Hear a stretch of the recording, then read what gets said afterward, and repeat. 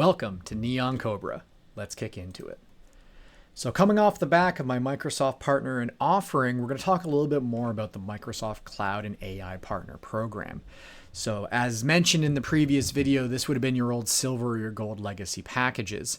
Now, Microsoft last year revamped the partner programs, and quite honestly for good reason. I've got personal experiences of working for organizations that certified themselves as gold partners. However, all they really brought to the table was like software development. So as a client, I have no idea whether, if I was looking for a service provider, you would show up as Microsoft Gold and I would just assume you knew your stuff, but we were not a managed service provider. We were a dev organization at the time.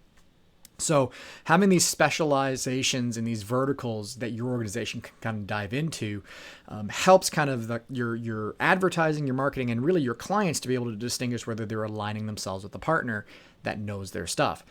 Now, initial release was concerning for a lot of organizations, quite honestly. You had certification requirements that were maybe a lot higher than previously expected, growth requirements, and ongoing customer ads that generally seems out of the realm of possibility for certain partners.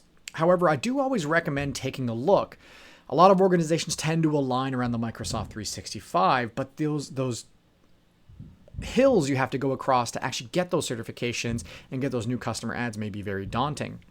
However, if you're new to the Azure space and you're looking at the Azure growth targets, they actually may be much more reasonable. You maybe need only a couple of customer ads versus your Office 365 or Microsoft 365. And those tend to feed into each other because every time you receive a new Azure, your Microsoft side also increases as well. So I generally recommend taking a look. There's a tremendous amount of incentives and actual additional cash incentives on the backside, specifically an additional 10% on reserved instancing and 4% on Azure consumption revenue, which can really move the needle. This is a very deep topic to look into. I recommend reaching out to a trusted partner to talk about this if you are unsure whether you're receiving these benefits.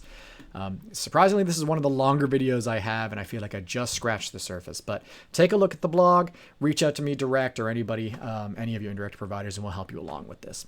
Take care.